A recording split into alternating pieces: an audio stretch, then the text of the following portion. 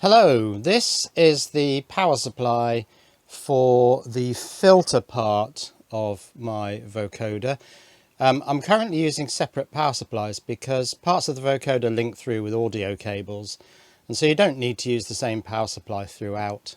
So this is what I'm using for the filters. Now it's supposed to be 12 volts and minus 12 volts, but of course it's not, because I've only got 8 of these eneloop cells in series, and that makes 9.6 volts, I think, doesn't it?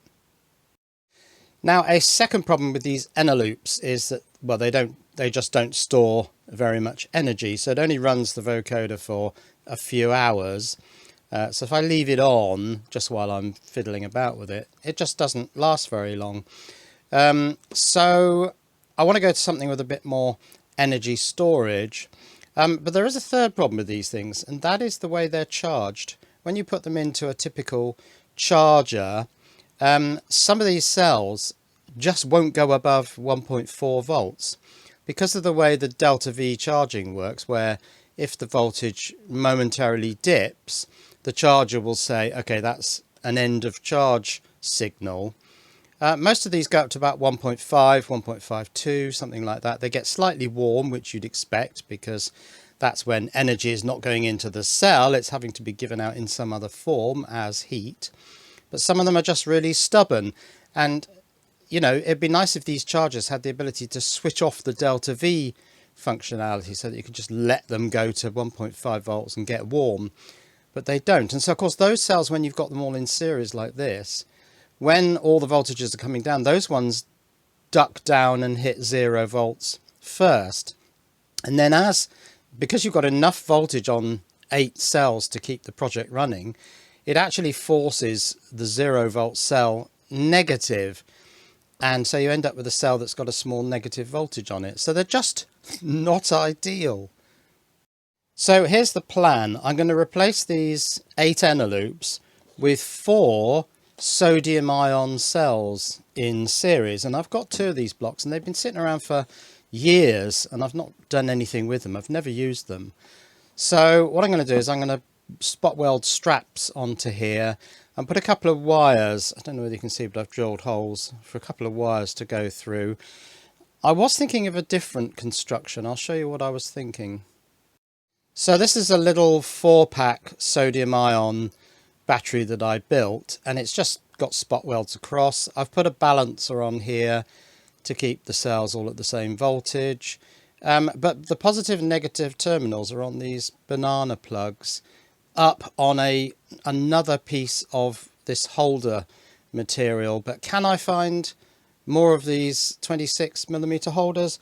No, I can't. And you know, I can waste so much time looking for things that I'm going to go for a different approach. I'm actually not going to balance these.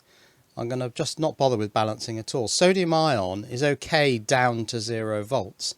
You can let these things go to 0 volts, which you can't do with lithium. So I'm not going to bother with this extra piece on here. I'm just going to put a piece of spot welded material on there with a slight hump in it so that it's not touching the metal. And that should enable me to solder onto that hump, run a wire through these holes, and then by the time you get to this side, you've got enough strain relief that you're not going to damage these connections. So that's what I'm going to do. I'm going to make up 2 sodium ion packs. Now, of course, these things can go up to nearly 4 volts each, so you could probably get about 15 plus volts on this pack. I'm not going to go that high. I'm only going to charge them to 12 volts, so that's 3 volts per cell. The vocoder filter boards seemed to stop functioning at about plus and minus 5 volts, so that would be 1.25 volts per cell. Now that's pretty empty for sodium ion, so they will be falling very quickly at that point. So it should be very clear quickly that the batteries have gone down to a voltage that won't sustain the project, and then I'll simply charge these back up. Now when they're discharged, I'll check the 4 cells to make sure that we haven't got one going dangerously low, like below 0. And then when I charge them to 12 volts, I'll check that all the 4 cells are reasonably well balanced. But because I'm operating these well below the top, it's extremely unlikely that I'm going to get a cell that goes over voltage, more likely that I'm going to get a cell that goes under voltage. And of course, under voltage for sodium ion effectively means negative. So let's get the supercapacitor spot welder. That's this thing. Uses these 3000 farad 2.7 volt supercaps. Let's switch it on and just check the voltage on that. And that's adequate. 4.9 volts. Yeah, that's okay for doing spot welds. So let's try some spot welds. What are the parameters on there? 6 milliseconds and 4. That might be a bit long actually. Let's go down to 4 and 4. Let's try that. So I want these strips of nickel plated steel to be about that long, and that is 4 centimeters. So I'll cut some pieces to 4 centimeters. Let's cut this one. That's a right length for going across there. Let's get a magnet to hold that down while I make my first spot weld. Right, let's take the caps off these 2 probes. Let the electrodes drop out and go for a weld. See how I get on.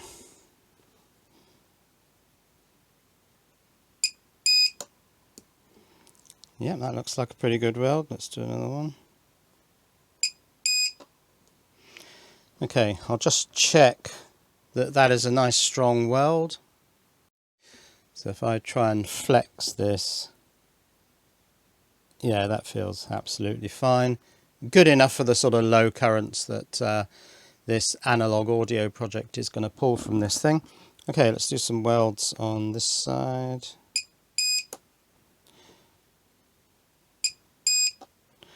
I'll do 3 double welds.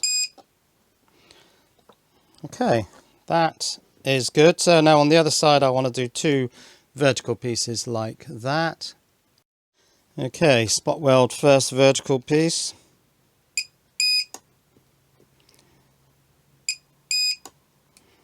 And if these probes get slightly stuck onto the welds, then you know that the welds are pretty good. Okay, that magnet has to come off.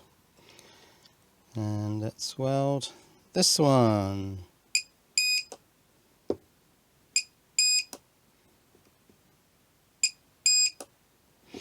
Right, okay, that strip's done. I'll carry on spot welding these strips on, and then I'll spot weld on the strips where I want to solder my wires. So for this, I think I want a little short piece of strip pointing at where my wire's going to go through the hole, and I'll spot weld one end, and then I'll slightly hump it up. And I want to hump it up because I just don't want it making a thermal contact with the base of the battery. That should enable me to put a solder blob on there and solder a wire onto it. But let's just see how that goes. Okay, let's spot weld this end. And now take the magnet off. Now hump that up. So I'm just thinking put a cocktail stick in here. It's not easy to lay flat. I just want to hump it up like sort of that. I think I might have to hump it up a bit more because I'm on the insulation here. I might cut it with the scissors a bit as well. Okay, let's spot weld the other side. Probably only need 1 weld each side. Of course, 1 weld is 2 welds because you get 1 on each probe. So that's what I've come up with. I just want it raised up, and now I'm going to see whether I can solder to that, and then I can put a wire through that hole, through the hole on the other side, into a little 2mm banana socket, which will just dangle out the end there. So I'll get the soldering iron out now. Okay, let's get the soldering iron up. I'll go quite warm. I think I'll go to 380. I've got 300, 340 and 380 programmed in as the three temperatures. So let's go to 380 and just see whether I can solder onto here.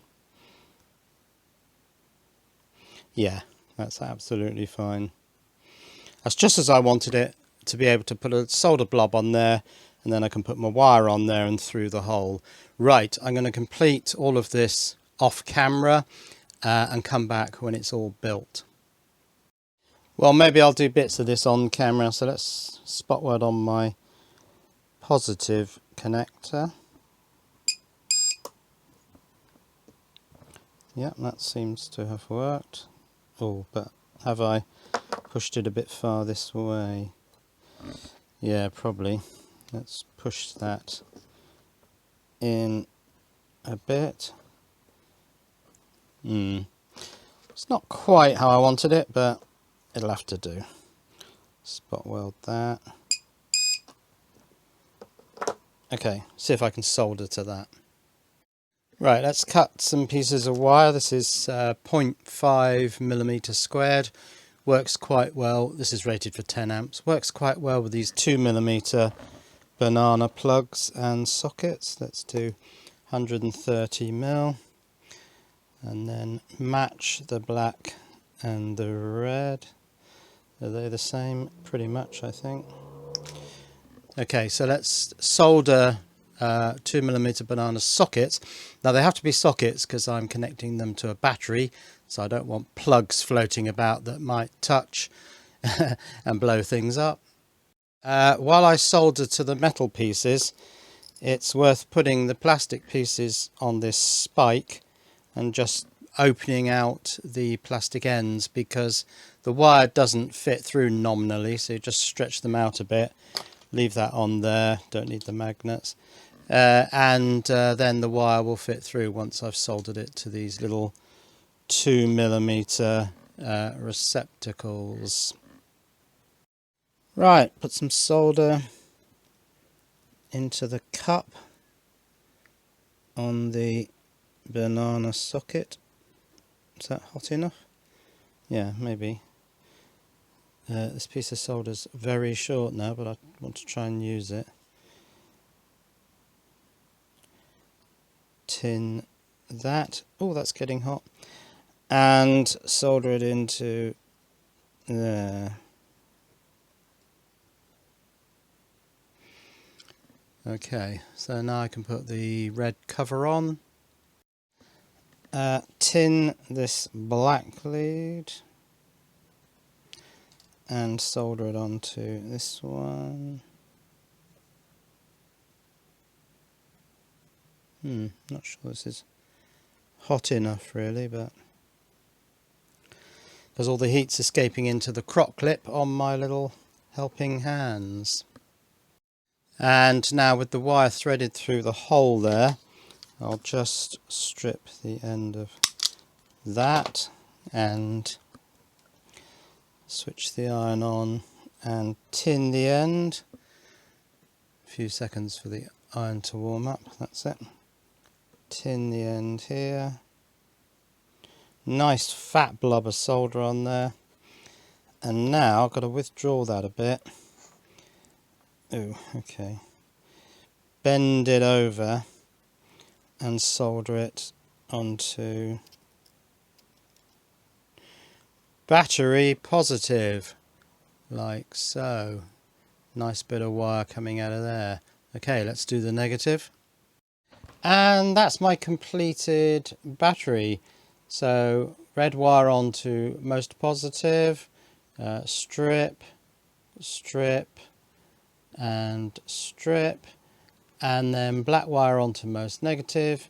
Here are my final outputs, and now actually I've got these two wires here coming from a current controlled power supply, so I should be able to plug those straight in actually on 2 mil.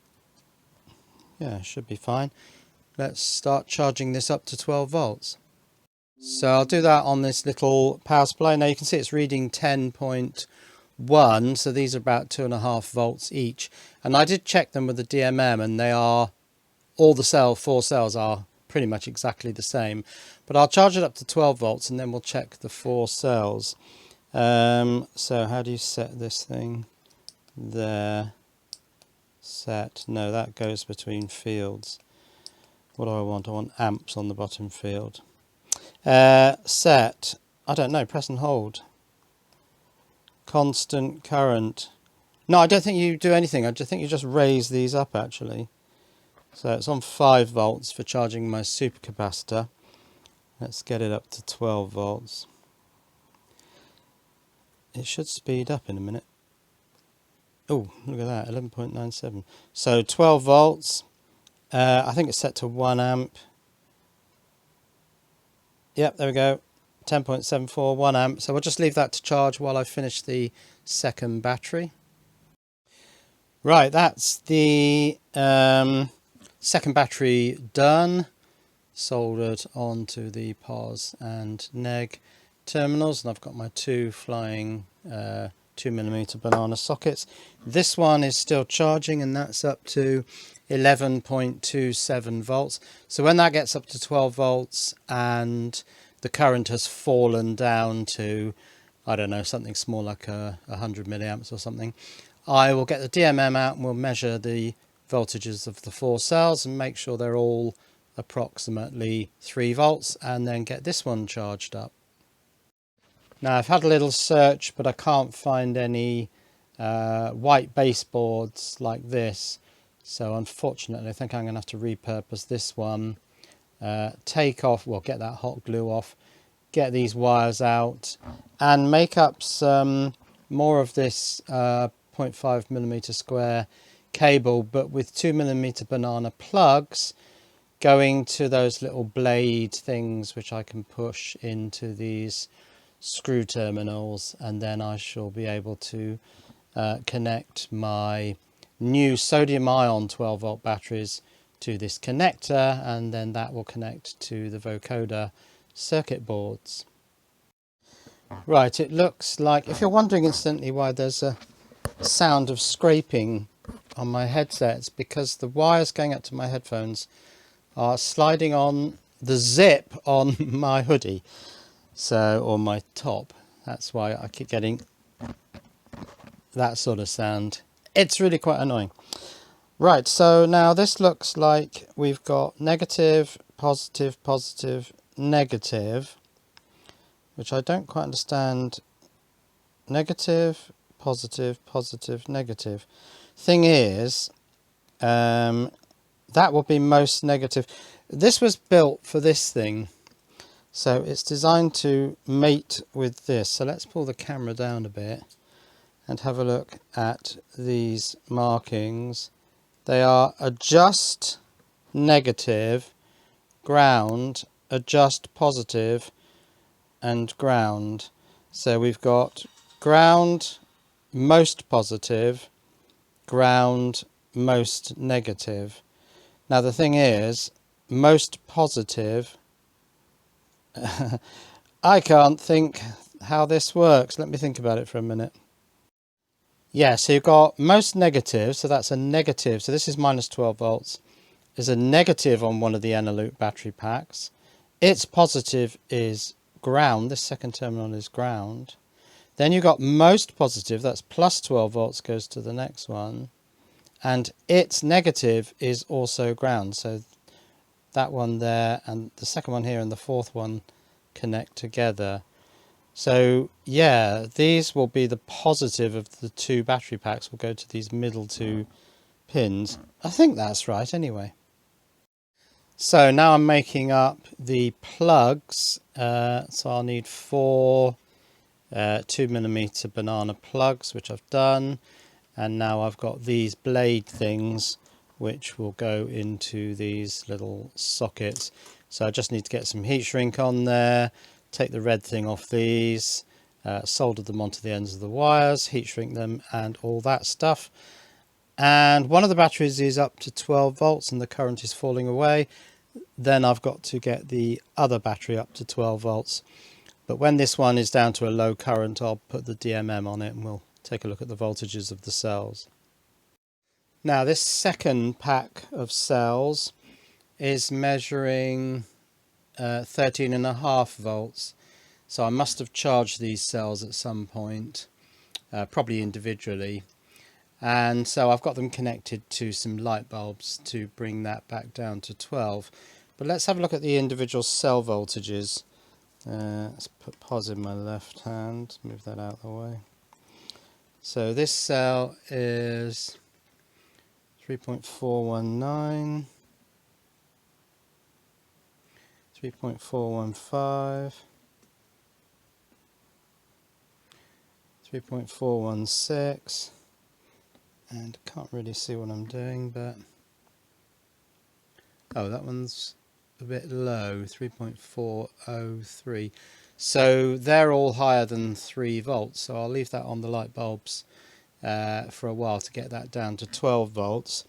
Now I've made this up, so I've got 4 2mm banana plugs. The 2 reds are in the middle. That's what I worked out was the right way to do this, and these bladed pieces now are all screwed into here. So that's ready to connect to my sodium ion cells. Now, one issue I have been thinking about is these are capable of very much larger currents than the eneloops, so we don't want any shorting out events. But I think my main switch for switching the vocoder circuit boards on and off will be just lifting this plug-in board in and out of here. There's no fusing, but the little wires running to the individual filter boards are quite thin, so they will act as fuses. Right, okay, so that one I need to get down. This one is 12 volts. Oh, it's under 100 milliamps now, so let's check that one. Okay, let's check this pack. So most positive cell is 2.974, the one at the bottom, 2.970, this one is 2.977, a bit low actually, 2.970. They're all very similar. They're a bit low, but that's probably because either my DMM's wrong or the power supply that I'm using to charge them is a little bit wrong. But they're reasonably well balanced, so I think that pack is fine. So only time will tell whether this turns out to have been a good idea or a bad idea. I'm hoping that these sodium ion packs will last a bit longer than the eneloops did, and that we won't get any negative voltage cells, but I'll have to keep an eye on it. But that's it, it's all built. Just got to get these, well, this one discharged, and this one is now charged at 50 milliamps, so that's nice and saturated now. But that's it for this video, so I shall say cheerio.